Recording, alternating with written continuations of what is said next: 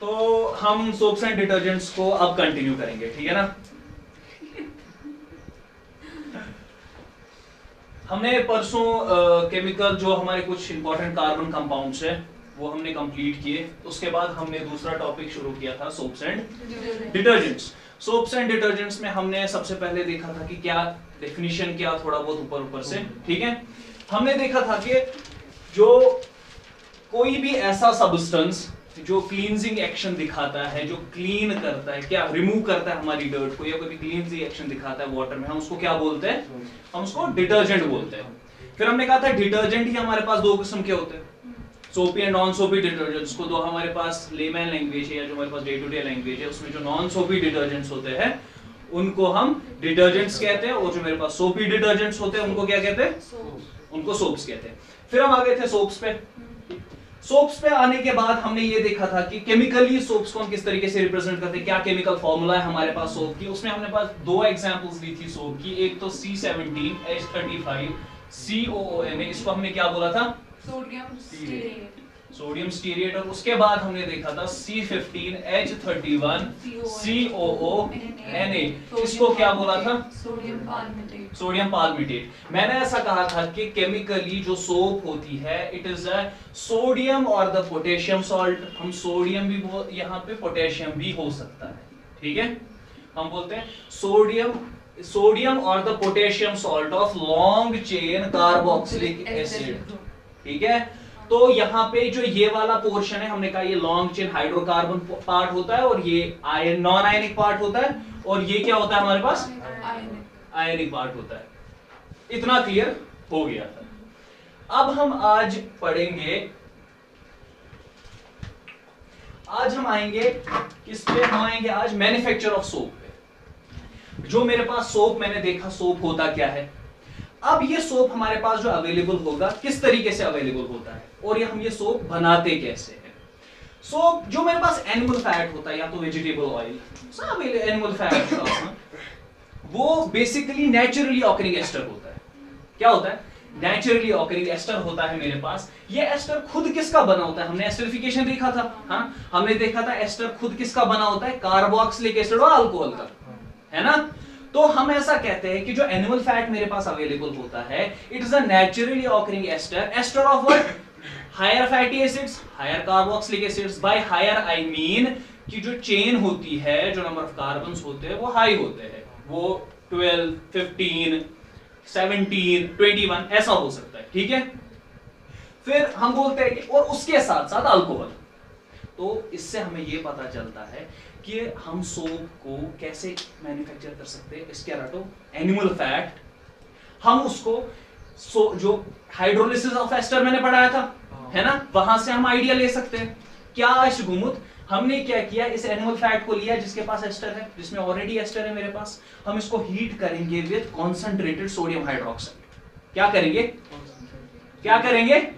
Heat करेंगे with concentrated sodium hydroxide. ये gas hydrolyse ये एस्टर, और हमारे पास सोडियम सॉल्ट मिलेगा। किस? कार्बोक्सिलिक एसिड का, जो इस एस्टर में होगा। वही तो मेरे पास सोप होगा, है ना, लॉन्ग चेन कार्बोक्सिलिक एसिड, ठीक। फिर उसके साथ साथ अल्कोहल मिलेगा। यहां से हम मैन्युफैक्चर करते हैं क्या? सोप। रिएक्शन क्या है आसान, ये हो गया मेरे पास फैट या एनिमल फैट और वेजिटेबल ऑयल। इसमें मेरे पास क्या होगा? एस्टर, ठीक। सुकासितपुर में heat, sodium hydroxide, concentrated sodium hydroxide solution. बात करो ना, concentrated sodium hydroxide solution, animal fat को मैंने हीट कराया इसके साथ, और मुझे क्या मिला? सोप है क्या? सोप है क्या? सॉल्ट है। किसका? Long chain carboxylic acid.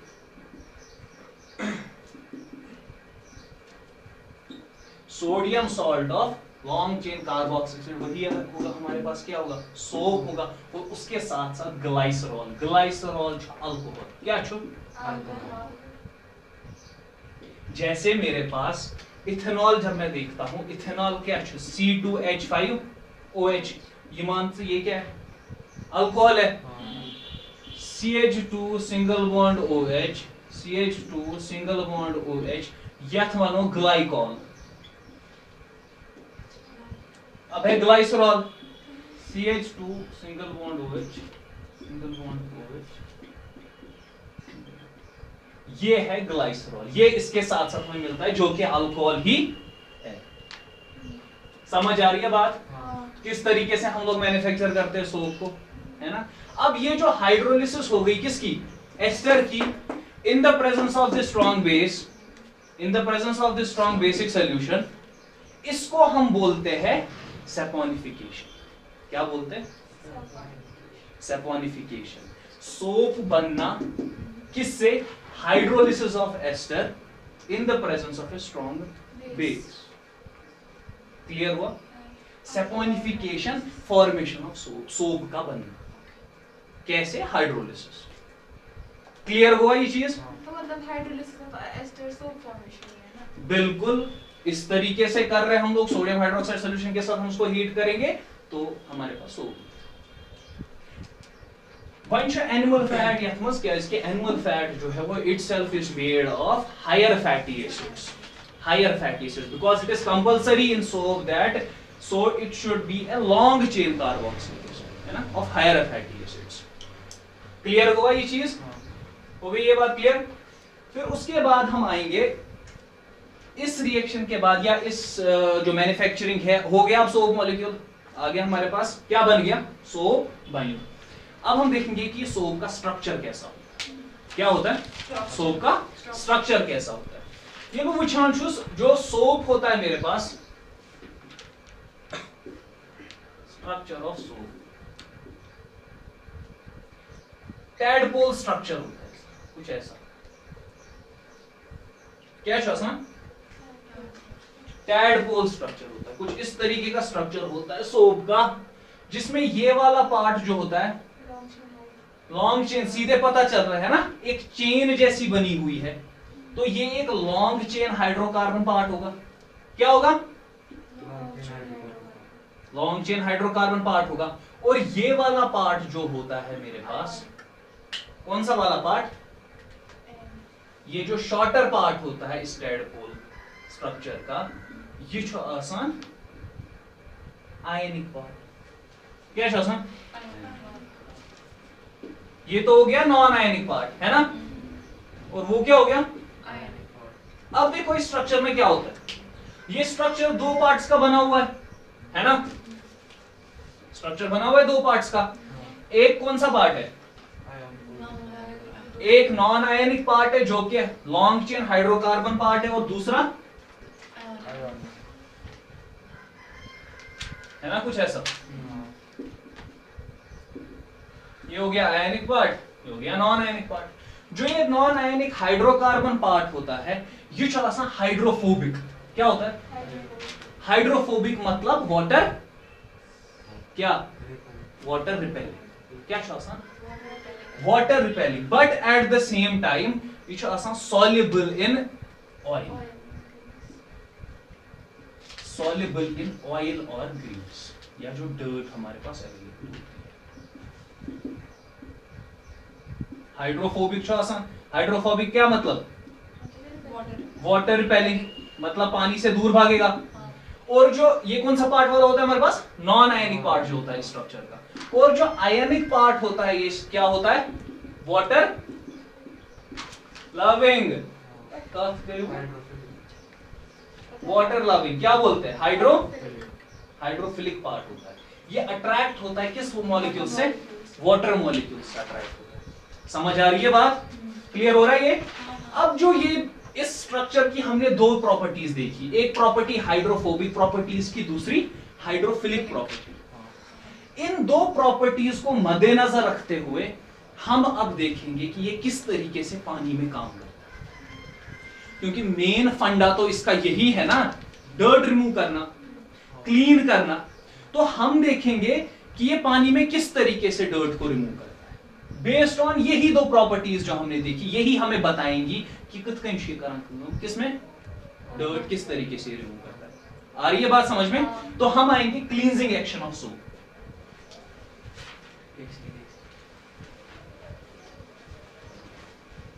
अभी तक क्लियर हो रहा है?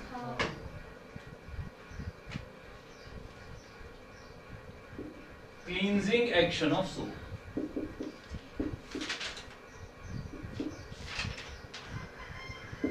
इसका क्या शासन, क्या फंडा होता है? मेरे पास ये मैंने एक वाटर टब लिया, ठीक है, इसमें पानी है मेरे पास। अब इसमें मैंने क्या किया, सोप डिसॉल्व किया। क्या करा पहले, सोप डिसॉल्व।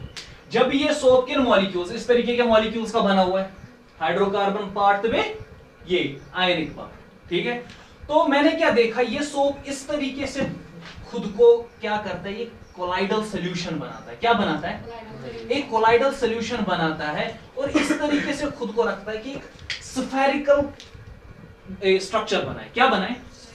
मॉलिक्यूल्स एक दूसरे के साथ इस तरीके से एग्रीगेट होते हैं, इस तरीके से जुड़ते हैं कि एक स्फेरिकल क्या बनाए, स्फेरिकल स्ट्रक्चर बनाए, जिसमें क्या होता है, स्फेरिकल इस तरीके का स्ट्रक्चर क्या आत्मस्थ आसान, जो ये हाइड्रोकार्बन पार्ट होता है ना, हाइड्रोफोबिक पार्ट होता है, ये टुवर्ड सेंटर होता है। क्या होता है? कुछ इस तरीके से, ऐसा। और जो आयनिक पार्ट होता है, जो शॉर्टर पार्ट होता है इसका, वो क्या होता है, अवे फ्रॉम द सेंटर। क्या शासन? अवे फ्रॉम द सेंटर होता है। ये जो मेरे पास ये इनमें वाटर मॉलिक्यूल्स, ठीक है, तो ये हो गया ये वाला पार्ट।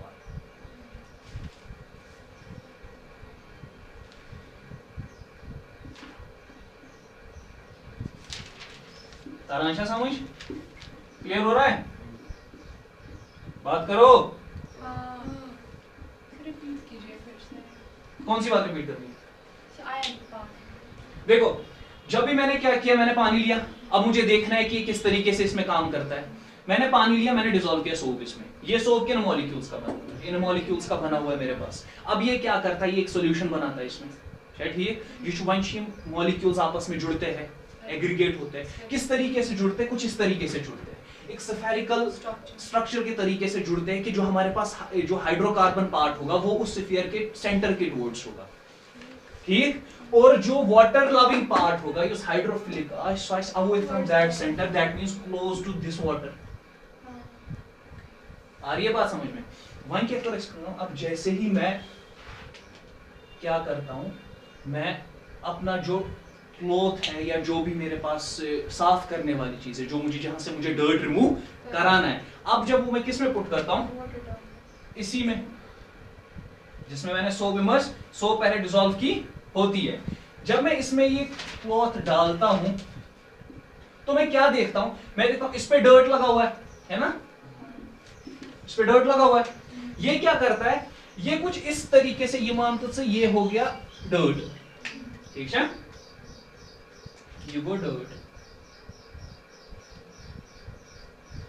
ये ऐसे ये स्ट्रक्चर इसको इंटरैक्ट करता है, जो मॉलिक्यूल्स होते हैं ना सोप के, वो कुछ ऐसे इसको पकड़ते हैं। आई बात समझ में? क्या शुद्ध ना, देखो सीधी सी बात है, ये वाला पार्ट जो होता है, ये क्या होता है, हाइड्रोफोबिक पार्ट होता है और at the same time soluble in the oil और ग्रीस। ये डर्ट पार्टिकल है, ग्रीस पार्टिकल मान लो, ठीक है, ये डर्ट है, ये इसकी तरफ क्या होगा, अट्रैक्ट होगा ना, तो ये खुद को किसकी तरफ जोड़ेगा, इसके साथ जोड़ के रखेगा। फिर उसके साथ साथ जो मेरे पास कौन सा पार्ट है, जो मेरे पास आयनिक पार्ट है, वो किसके साथ खुद जुड़ा होगा, जो वाटर मॉलिक्यूल्स है मेरे पास, अवे फ्रॉम दिस, इस तरीके से। अब जब ये वाला पार्ट इसके साथ जुड़ा, जो हाइड्रोफोबिक या जो सॉल्युबल इन ऑयल और ग्रीस, ये इसके साथ जुड़ा हुआ है, ठीक है, इसको पकड़ के हम क्या करते हैं, थोड़ा एजिटेट करते हैं, थोड़ा घुमाते हैं कपड़ों को, है ना, थोड़ा बहुत रब ह्यूम लाना, तो उस वजह से क्या होता है, ये जब इसने इसको पकड़ के रखा, ये इसको बोलता है नहीं, मुझे मेरे साथ ही आना है ना, बिकॉज क्यों, ये सॉल्युबल है, ये लविंग है इसके साथ, है ना, ये इसको बोलते हैं। अब ये तो इसके साथ नहीं रह सकता ना, क्योंकि कपड़े पे तो ये चीज नहीं रहेगी ना, तो ये इसको क्या करता है, ये इस डर्ट को रिमूव करता है। कैसे करेगा, ये यहाँ पे वाटर मॉलिक्यूल्स के साथ अट्रैक्ट हुआ है, ये वाला पार्ट, तो ये किसके साथ जुड़ा हुआ है? वाटर मॉलिक्यूल्स के साथ। अब ये इसके साथ लगा हुआ है, ये वाटर मॉलिक्यूल के साथ जुड़ा हुआ है, ये इसको अपने साथ खींच रहा है, वो ना ये रिमूव कराना, हो गई ना क्लींजिंग एक्शन। यही फंड है कि ये पार्ट क्या करता है, इसको इसके अपने साथ रिमूव कराता है। उस वजह से क्या हो जाता है कि फिर जो मेरे पास पानी होता है अवेलेबल, वो गंदा हो जाता है और क्लॉथ मेरा क्लीन हो जाता है। आई बात समझ में? क्लियर हो गया ये चीज? कोई डाउट तो नहीं है इसमें? ये जो cleansing action of soap notes में लिखा हुआ है, अच्छे से लिखने की जरूरत नहीं है, नोट्स में अच्छे से लिखा हुआ है।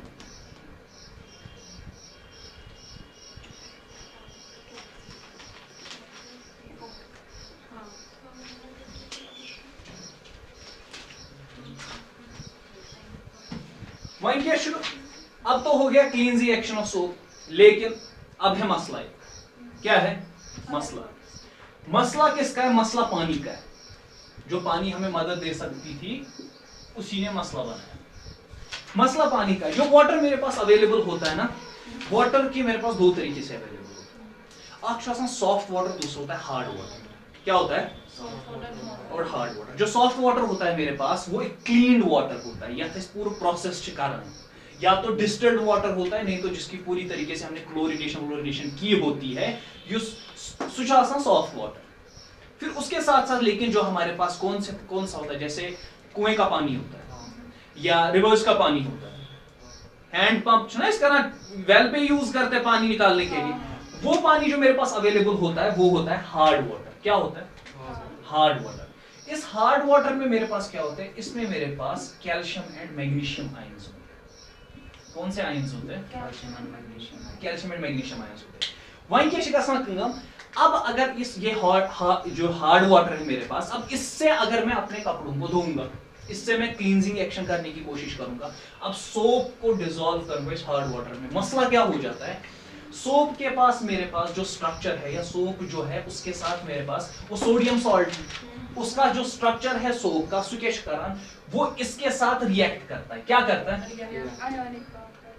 जो आयनिक पार्ट होता है ना, वो किसके साथ रिएक्ट करता है? इसके साथ रिएक्ट करता है और इनसॉल्युबल प्रेसिपिटेट बना सकता है। क्या बना सकता है? बना क्या सकता है? बनाता है। जो वो इनसॉल्युबल प्रेसिपिटेट बनाएगा, उस वजह से क्या हो जाएगा? वो एक हिंड्रेंस बन जाएगी इसकी क्लींजिंग एक्शन में, बन जाएगा ना, वो हिंडर करेगा ऑब्वियसली। तो उस वजह से क्या होता है? बहुत सारा सोप हमें फिर थोड़ा सा डर्ट रिमूव करने में भी यूज करना पड़ेगा, है कि नहीं? तो उस वजह से क्या होता है कि ये सूटेबल आसान सोप जो मेरे पास है, जो सोप मैं पढ़ा रहा था, ये सूटेबल आसान for cleansing action in which water? In hard water. Why? Because of the formation of insoluble precipitate, है ना? ये इनसॉल्युबल प्रेसिपिटेट इसके साथ रिएक्ट करता है, ये आयनिक पार्ट इनसॉल्युबल प्रेसिपिटेट बनाता है, जिसकी वजह से जिस इनसॉल्युबल प्रेसिपिटेट को मैं कहता हूं स्कम। क्या कहता हूं? क्लियर हुआ एक बात? क्या क्लियर?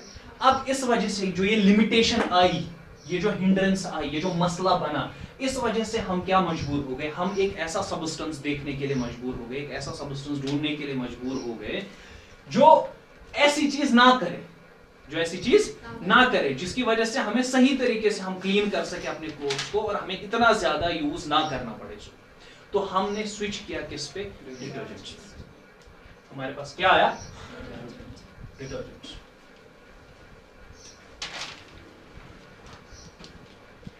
क्लियर चला समझ?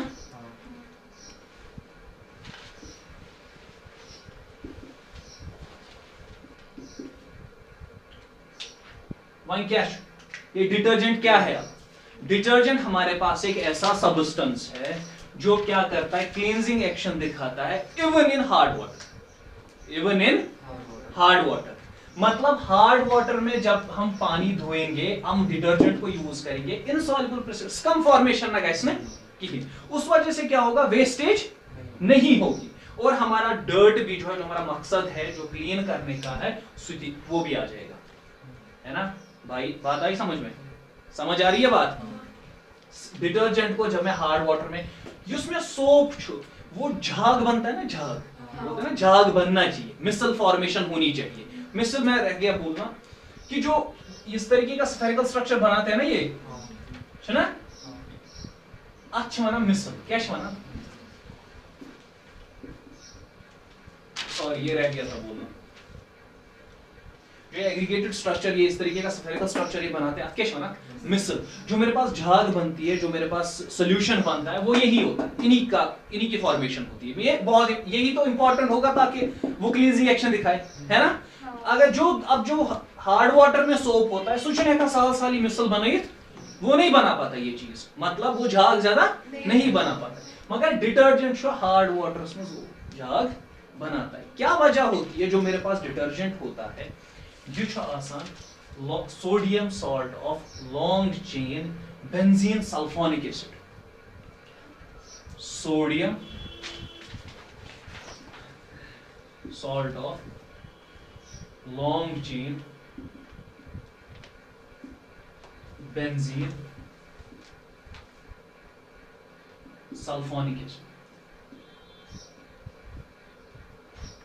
और sodium salt of long chain alkyl hydrogen sulphate.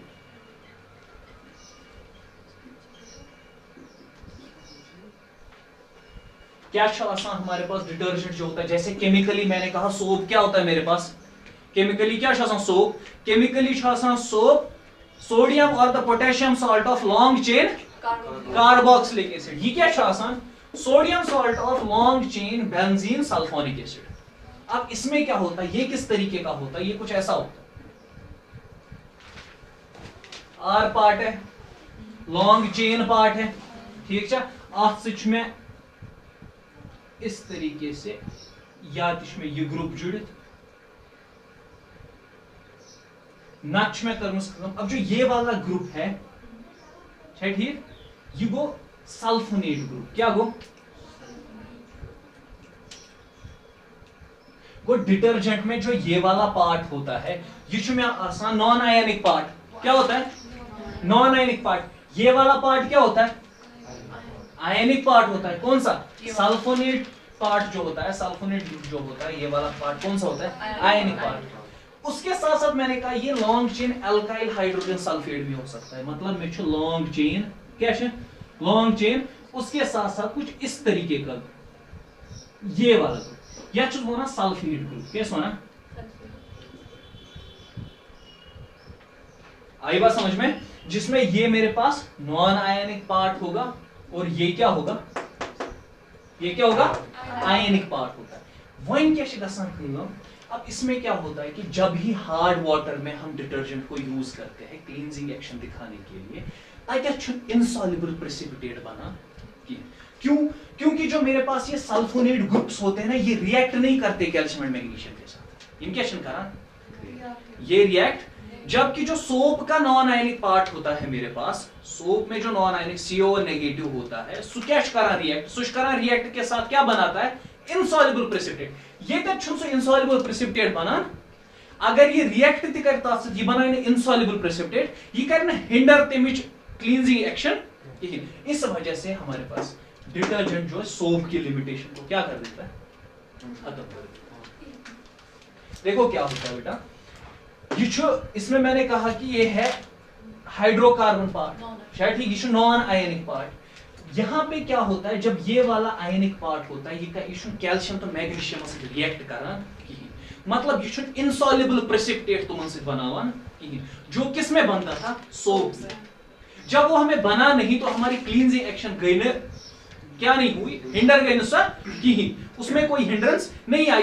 तो जितना हमें चाहिए था, जितनी हमें हमारे क्लोथ्स है, जितना हमारे डर्ट रिमूवल जितना करना है, इसको तो detergent use as gas wastage और बेनिफिशियल काइटत ये तक वहीं से हार्ड वाटर, ठीक है, समझ आ रही है ये बात, क्लियर गया ये बात। हमारे पास जो दो एग्जांपल्स है, वेल नोन एग्जांपल्स डिटर्जेंट्स की, वो है एक तो सोडियम एन, अब इसको डोडेकाइल बोलेंगे या डोडेसाइल बोलेंगे, वो आप खुद डिसाइड कर लेना, ठीक है। Sodium N dodecyl benzene sulphonic, benzene sulphonic, benzene sulphonic, benzene sulphonic. तो ब्याक एग्जांपल छ sodium N dodecyl sulphate sodium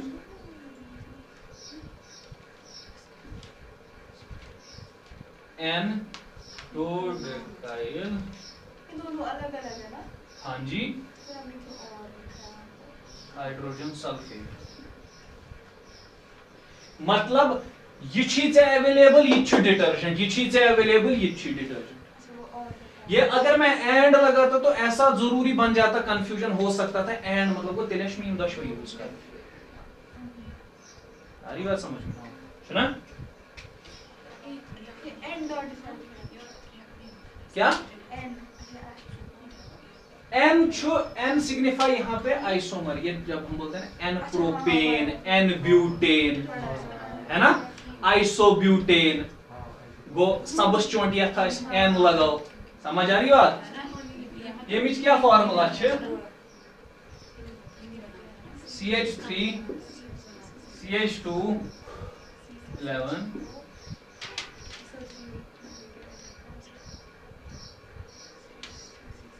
C6 H4 SO3 negative Na positive नजर थे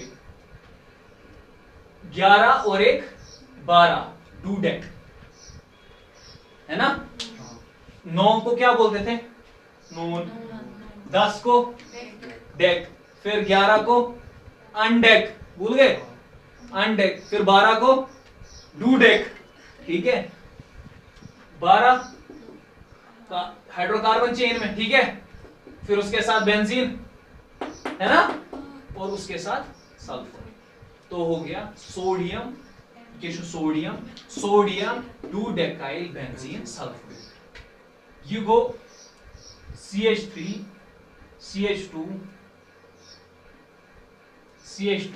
SO4 नेगेटिव Na पॉजिटिव इसमें भी कितने 11 और 1 12 ठीक है ये तक बेंजीन कहीं गो ये सल्फेट क्या सल्फेट आ रही बात समझ में वो बनता कैसे है?